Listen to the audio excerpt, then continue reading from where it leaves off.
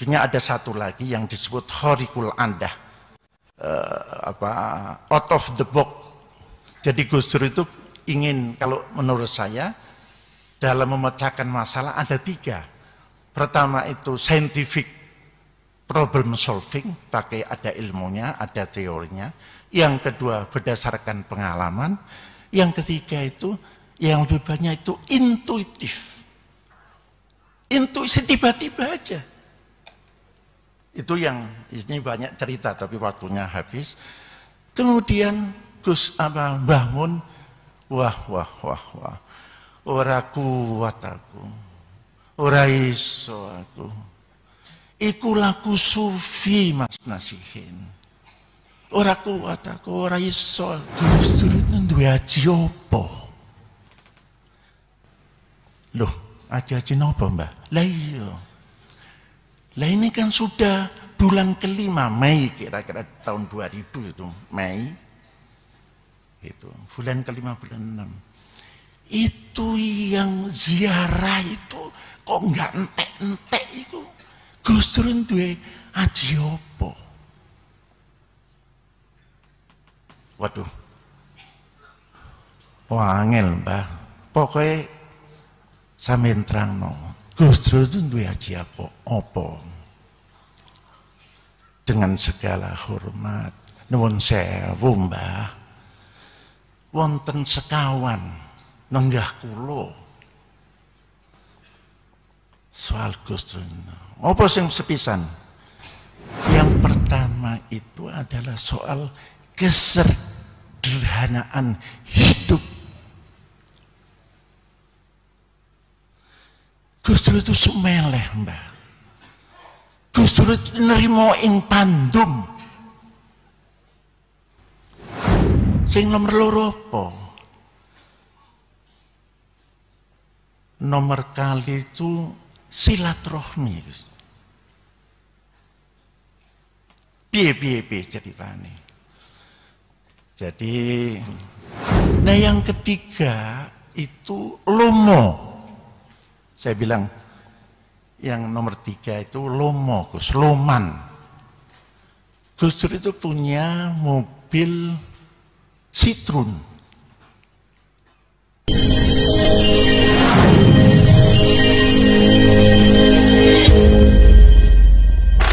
Selamat datang di Nusantara. Semoga saudaraku sebangsa setanah air diberikan kesehatan bersama keluarga tercinta, dan semoga yang subscribe, like, comment, and share diberikan kemudahan atas segala urusannya. Amin. Mari kita raih Indonesia Emas 2045.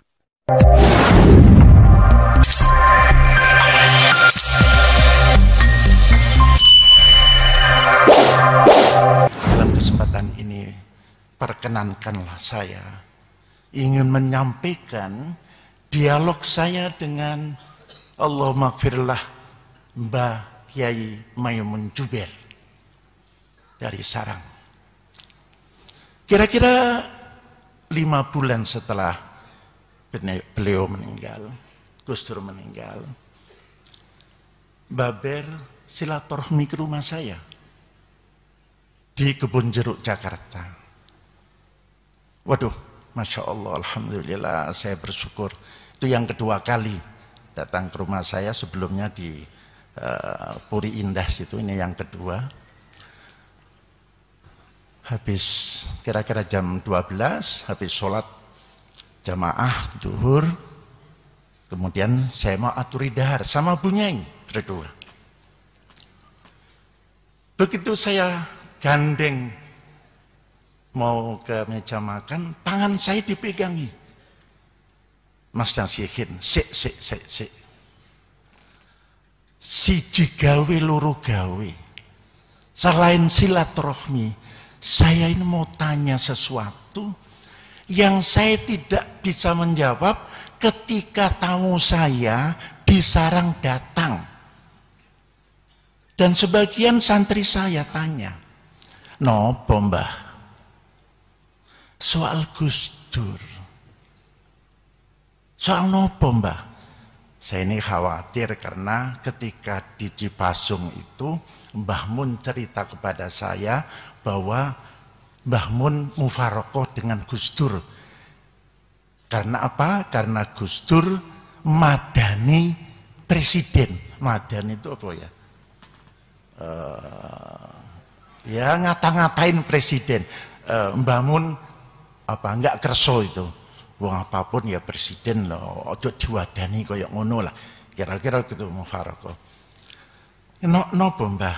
Lah iya. Gus Dur itu duwe aji apa? Loh, aji-aji nopo Mbah? Lah iya. Lah ini kan sudah bulan kelima, Mei kira-kira tahun 2000 itu, Mei. Itu, bulan kelima, bulan 6. Itu yang ziarah itu kok enggak entek-entek itu. Gus Dur duwe aji apa? Waduh. Wah, angel Mbah. Pokoknya sampeyan terangno. Gus Dur itu duwe aji apa? Dengan segala hormat, nuwun sewu Mbah. Wonten sekawan nenggah kula. Soal Gus Dur. Apa sing sepisan? Yang pertama itu adalah soal kesederhanaan hidup. Gus Dur itu sumeleh Mbah. Gus Dur itu nerima ing pandum. Piye. Ceritakan. Saya ceritakan. Mbah, Gus Dur itu tahun 80-an gitu menjadi penasihat informal Lembaga Penelitian Pendidikan Penerangan Ekonomi Sosial LP3S di Jakarta. Penasihat informal, tidak formal. Nah Gus Dur itu sering bahkan hampir kira-kira 3-4 hari datang ke LP3S. Nah ke LP3S itu selalu naik bis, gandulan bis itu. Sehingga saya sendiri, maaf ini, itu ditegur sama teman-teman. Masuk Gus Dur sampeyan barno koyo ngono. Lah piye? Gitu.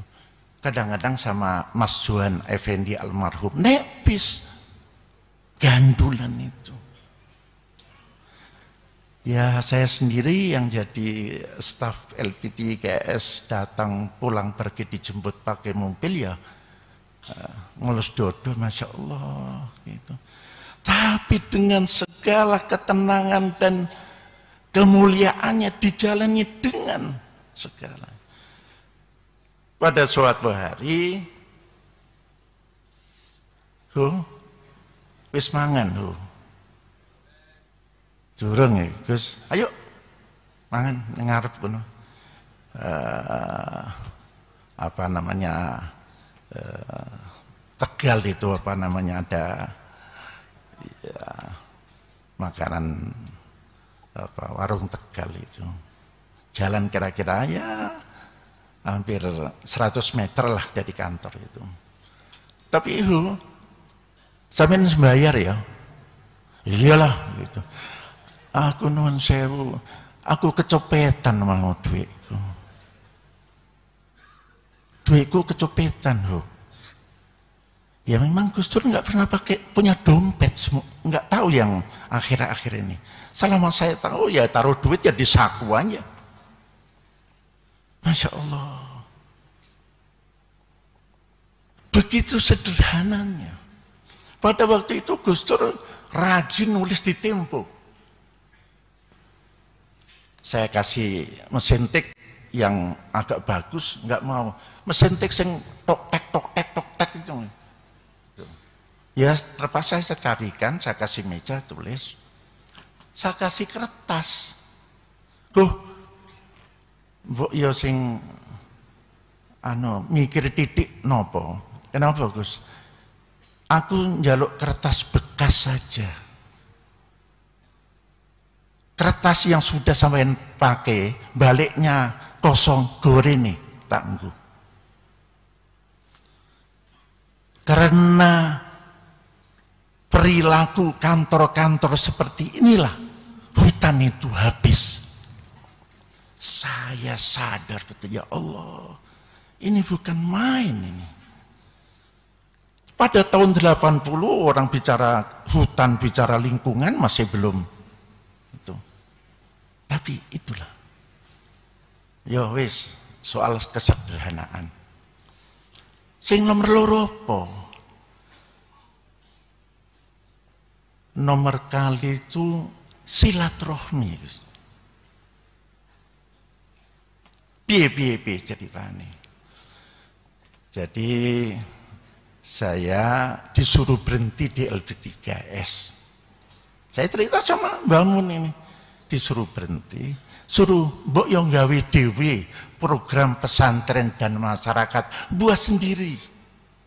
Akhirnya kita merencanakan membuat Perhimpunan Pengembangan Pesantren dan Masyarakat, disingkat P3M. Nah sebelum itu kita laksanakan, Gus Dur ngajak keliling ke kiai-kiai di Jawa Tengah dan Jawa Timur, sampai ke Madura, sampai ke Banyuwangi, Blok Anggung, Kencong, Sukorejo, Paiton, muter sampai ke Sumenep, Lok Guluk, Anukoya. Ya, saya singkat saja. Silaturahmi pada suatu hari, salam dari kakak sampean.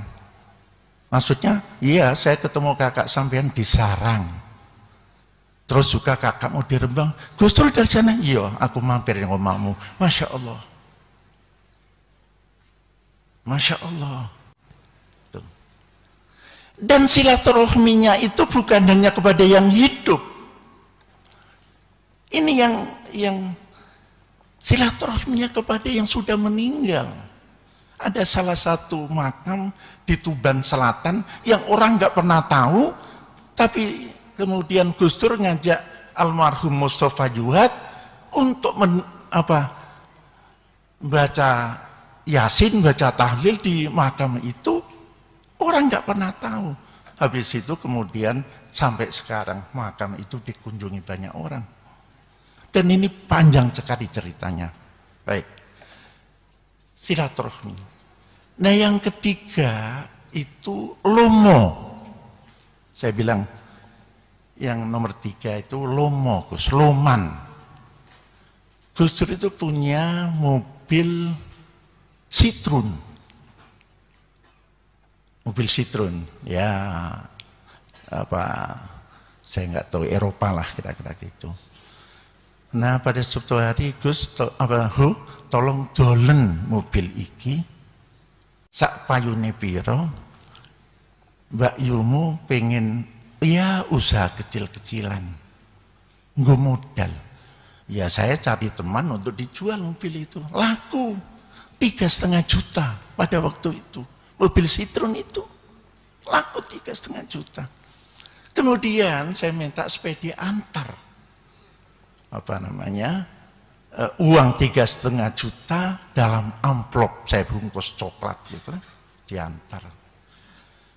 Kira-kira hampir sore datang yang antar ini cerita, Pak Nasirin maaf, uang itu hanya pindah tangan. Maksudnya?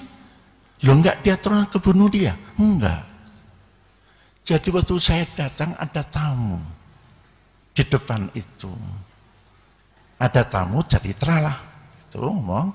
Terus sampaikan Gus, ini ada titipan dari Pak Nasihin dari mobil. Alhamdulillah. Duit 1,5 juta tuh tanpa dihitung, tanpa dilihat, pindah tangan kepada tamu tadi itu. 3,5 juta. Masya Allah, dan ini banyak ceritanya. Tapi inilah kehidupan Gus Dur. Soal kelomanan itu lomo. Dan ini banyak ceritanya. Baik, sebenarnya ada satu lagi yang disebut Khariqul Andah. Out of the box. Jadi Gus Dur itu ingin, kalau menurut saya, dalam memecahkan masalah ada tiga. Pertama itu scientific problem solving, pakai ada ilmunya, ada teorinya. Yang kedua berdasarkan pengalaman. Yang ketiga itu yang lebih banyak itu intuitif. Intuisi tiba-tiba aja. Itu yang ini banyak cerita tapi waktunya habis. Kemudian Mbah Mun, wah. Ora kuat aku. Ora iso aku. Iku laku sufi Mas Nasihin. Ora kuat aku, ora iso aku. Ora kuat aku. Iku lakune sufi. Nopo mbak niku? Yang pertama adalah membatinkan nilai menjadi perilaku. Jadi ontologi itu selalu menjadi aksiologi lewat ilmu yang begitu kaya, epistemologinya itu. Saya terjemahkan, tapi Gus Mun membatinkan nilai Islam di dalam perilaku. Yang kedua, selalu intelektualitas itu diwujudkan dalam spiritualitas. Ini yang kedua, ini Mbah Mun ini. Nah yang ketiga itu tidak hanya jamali, tapi juga tajalli. Antara tajalli dan jamali itu dicoba, direkonstruksi oleh Gus Dur sedemikian rupa. Maka akhirnya, ini Gus Mun, Mbah Mun, maka akhirnya rasa menjadi rasa. Rasa hati itu menjadi kekuatan yang saya pikir ini saya ingin tutup. Gus Dur, bahagialah dalam tidurmu yang panjang di pangkuan ilahi. Bahagialah di pelukan Sang Robi. Kami pasti akan menemuimu nanti. Kapan? Wattaqu ma taqaddama dzikru ibratan li wa lakum jami'an. Wallahul musta'an wal muwaffiq ila aqwamit thoriq. Wassalamualaikum warahmatullahi wabarakatuh.